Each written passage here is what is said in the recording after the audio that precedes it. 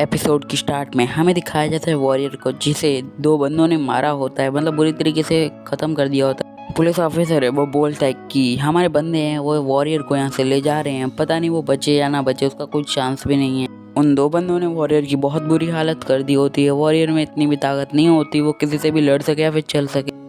Captain क्यों है वो बोलती हैं कि इसके शरीर पे जो भी अटैक के निशान दिख रहे हैं वो ऐसा लगता है कि इसे बंदे ने बनाए हैं। कैप्टन क्यों है अपने बंदों से बोलती हैं कि हमें ऐसा बताया जा रहा है इस मतलब जगह के हिसाब से कि यहाँ पे ट्रक एक्सीडेंट हुआ है, बट मुझे नहीं लगता यहाँ पे कोई भी ट्रक एक्सीडेंट हुआ है, बिकॉज इस जगह पे इतनी जगह ही नहीं है कि वो ट्रक यहाँ पे आ सके। फिर हमें दिखाया जाता है कि जो कैप्टन है वो वहाँ से जाने लगती है। उनका एक बंदा है कैप्टन के पास आके बोलता है कैप्टन एक बहुत बुरी खबर है आपके लिए कि आप मेरे साथ जल्दी से चल सकती हैं। फिर हमें दिखाया जाता है यूनियन को, वो मतलब मार्केट से आ रहा होता है जैनिंग के साथ और वो बोलता है जैनिंग जल्दी से चलो यार, अलीशा हमारा वेट कर रही होगी। जैनिंग है वो थोड़ा गुस्से में बोलता है कि मैं सुबह सुबह उठा और तुम मुझे बाहर शॉपिंग करवाने ला गए। यूनियन है वो जैनिंग से बोलता है मुझे पता है तुम अपने अंदर की भावनाओं को दबा रहे हो, मतलब सेक्सुअल डिजायर को है वो दबा रहे हो। तो फिर जो हमारी जैनिंग है वो बोलता है पहले तो अपनी अजीब सी स्माइल है वो बंद करो, मुझे बहुत अजीब लग रहा है। हमें दिखाया जाता है सामने बहुत ज्यादा भीड़ उमड़ गई होती है और जो हमारा यूनियन है वो बोलता है आखिर सामने हुआ क्या है। सही बंदे वो बोलते हैं कि आखिर ये सब किसने किया, बहुत ज्यादा खतरनाक जमीन पे खून ही खून गिर रहा होता है, मतलब वहाँ पे एक अजीब सी चीज होती है। यूनियन है वो भी खुद सामने देख के चौंक जाता है कि सामने ये भाई क्या है। यूनियन जो सामने वाली चीज है उसे देख के इतना ज्यादा घबरा जाता है उसके पास बोलने के लिए शब्द नहीं होता। सामने उसके भाई की डेड बॉडी लटकी हुई होती है जैसे कि उसने सुसाइड किया, बट उसका किसी ने मर्डर किया। यूनियन का मुंह बंद हो जाता है, वो इस हालत में नहीं होता है कि वो कुछ भी बोल पाए। उसका शरीर बुरी तरीके से सुन पड़ गया होता है, वो मतलब हिलने की हालत में नहीं होता। जानने को उसे जगाता। फिर यूनियन है वो बड़े रोते हुए चिल्लाता है कि ये किसने किया मुझे बताओ। फिर जानने वो बोलता है कि क्या हुआ तुम्हें। वो सामने देखता है वो भी शॉक हो जाता है। फिर यूनियन है वो अपने भाई को अपनी गोद में ले लेता है और फिर वो चिल्लाने लगता है कि आखिर कौन था, आखिर किसकी मजाल हुई ये सब करने की, आखिर मुझे उसका बंदे का नाम बताओ, मैं उसे छोड़ूंगा नहीं बिल्कुल भी। फिर हमें भीड़ में एक लड़की को दिखाया जाता है जो कि ये सब देख रही होती है। फिर वो लड़की है वो वहाँ से जाने लगती है, मतलब उस पर किसी का ध्यान भी नहीं होता है, वो लड़की वहाँ से चली जाती है। जैनिंग है वो यूनियन को शांत करने की कोशिश कर रहा होता है, बट वो ये बिल्कुल भी नहीं कर पाता है। यूनियन है वो बोलता है क्या मुझे बताओ आखिर यहाँ पर कोई वॉरियर तो नहीं है, मैं उसको जिंदा नहीं छोड़ूंगा अगर हुआ तो।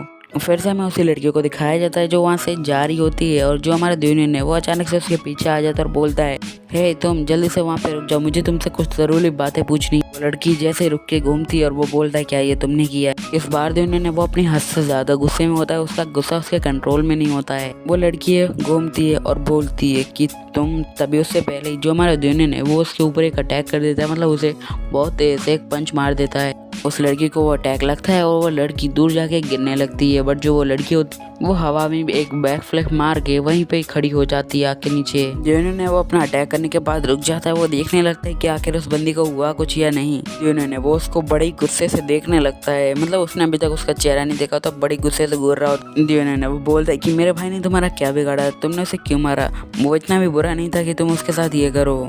तभी जो वो लड़की होती है वो भी यूनियन पे वो खतरनाक सा अटैक कर देती है। फिर जो लड़की है वो उसको इतना खतरनाक मार देती है यूनियन है उसे सह भी नहीं पाता है। फिर उसके बाद यूनियन का ध्यान है वो उसके चेहरे पे जाता है। वो लड़की है वो बोलती कि यार तुमने तो मेरा है वो सूट गंदा कर दिया है। यूनियन है वो बोलता है कि तुम तो वो लड़की बोलती है मुझे नहीं पता कि तुम किस बात के लिए इतना गुस्सा और मुझ पे क्यों निकाल रहे हो अपना गुस्सा। यूनियन है वो बोलता है कि तुम हमेशा से तुम ही थी, मेरी असली दुश्मन तुम ही थी अकेली। यूनियन है वो बोलता है कि तुम ऐसी कैसे हो सकती हो, मतलब तुमने मेरे भाई को मार दिया, ये कैसे किया। और ये होती है हमारे यूनियन की सीनियर सिस्टर, मतलब कहें तो उस बंदे की वाइफ सीनियर सिस्टर है, वो भी बहुत ज़्यादा गुस्से में आ जाती है और बोलते हैं कि अब तो तू नहीं बचने वाला, मैं तुझे मार दूंगी यार। यूनियन है वो उससे पूछता है कि सीनियर सिस्टर आप यहाँ पे क्या कर रही हैं, आपका यहाँ पे काम ही क्या है। आखिर लड़की शॉक हो जाती है सीनियर सिस्टर नाम सुन के, वो बोलती है कि आखिर तुम हो कौन और तुम इतने गुस्सा क्यों हो रहे हो और इतने सैड क्यों।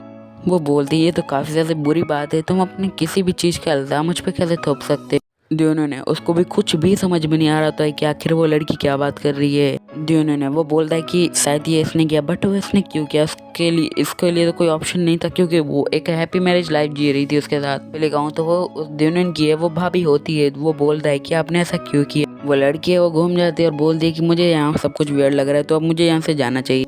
यूनियन है वो बोलता है कि तुमने उसे देखा है ना, मुझे सच सच बताना तुमने उसे देखा ना। वो लड़की है बोलती है कि तुम किस बारे में बात कर रहे हो। वो लड़की है वो मुस्कुराते हुए बोलती है कि हाँ यार मैंने देखा, मतलब मुझे बहुत ज़्यादा अच्छा लगा उस चीज़ को देख के।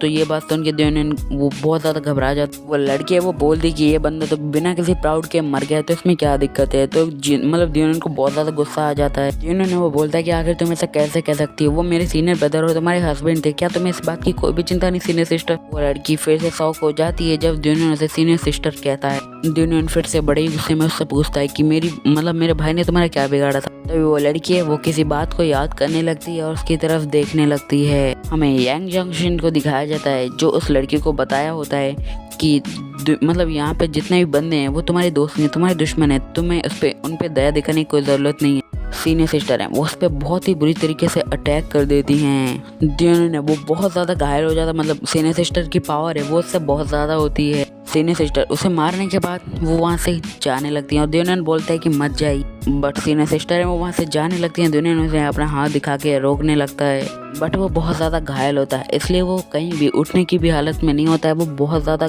मतलब गंभीर रूप से घायल हो गया होता है। अगले सीन में दिखाया जाता है कि जो हमारा दियोनियन है वो एक अजीब सी जगह पे उठता है। दियोनियन है वो बोलते हैं कि आखिर मैं कहाँ पे हूँ। तभी उसे एक आवाज़ आती है और बोलते हैं क्या तुम ठीक हो।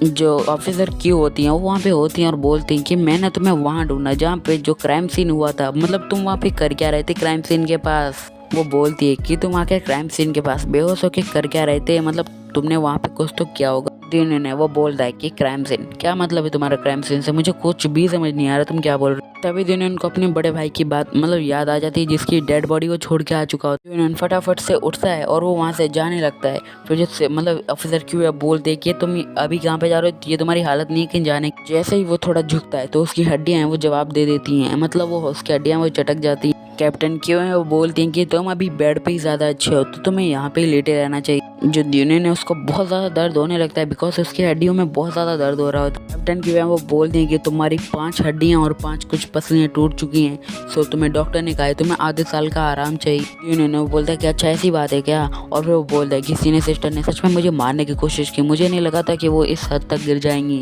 कैप्टन क्यों के 2 ऑफिसर्स आते हैं और बोलते हैं कि मैम मतलब सेंट्रल प्लाजा में फिर कुछ हो चुका है। और वो मतलब ये बात सुन के बहुत ज़्यादा हैरान हो जाते, बोलते हैं क्या फिर से। कैप्टन क्यू और मतलब वहाँ पे जितने भी लोग होते हैं वो बहुत ज़्यादा सीरियस मूड में होते हैं। फिर हमें दिखाया जाता है सेंट्रल प्लाजा का सीन जहाँ पे हमारे दियोनियन के भाई की तरफ बहुत सारे बंदों को मौत दी गई होती है। इस जगह पे जितना बंदे होते हैं वो बोलते हैं कि आखिर ये क्या है, मतलब पुलिस कहाँ पे, अभी उन्हें यहाँ पे होना चाहिए, वो कहाँ पे हैं। जो पुलिस कैप्टन जो हमारी कैप्टन क्यू है वो वहाँ पे पहुँच जाती हैं और उनके बंदे बोलते हैं हमारे लिए तो रुको। कैप्टन क्यू उस जगह के पास आ जाती हैं भागते भागते और बोलती हैं आखिर यहाँ पे हुआ। कैप्टन क्यू सामने देखती हैं तो वो हैरान हो जाती हैं, बट उसके जो बंदे होते हैं वो बोलते हैं कि आखिर हम इसको यहाँ पे क्यों लाए, मतलब दियोनियन। कैप्टन के सामने का मंजर देख के बुरी तरीके से सहम जाती हैं और बोलती हैं कि आखिर ये किसने की। सामने बहुत सारे बंदों की डेड बॉडी लटक रही होती है, मतलब किन्हीं बंदों को मार दिया होता है। जब वो सामने देखता है और बोलता है कि ये तो मेरे एकदम भाई की डेथ की तरह। वो रोलर कोस्टर व्हील पे लटक रही होती हैं सारी डेड बॉडी। ये पनिशमेंट होती है एडजुडिकेशन कमेटी की। इन सारे बंदों को जो मरे हुए होते हैं उनकी बॉडी सर्कल में बांध के लटका दी है। कैप्टन की वो बोलती है कि आखिर कोई बंदा इतना ज्यादा बुरा कैसे हो सकता है, उसने इस बंदों को मतलब इतनी बुरी तरीके से क्यों मारा है, आखिर क्यों। पुलिस के सारे बंदे और जो हमारे दियोनियन है वो भी सामने का मंजर देख के सहम जाते हैं। वहाँ की जो पब्लिक होती है वो बोलती है कि देखो कैप्टन क्यों है वो यहाँ पे आ रही है, जल्दी से चलो।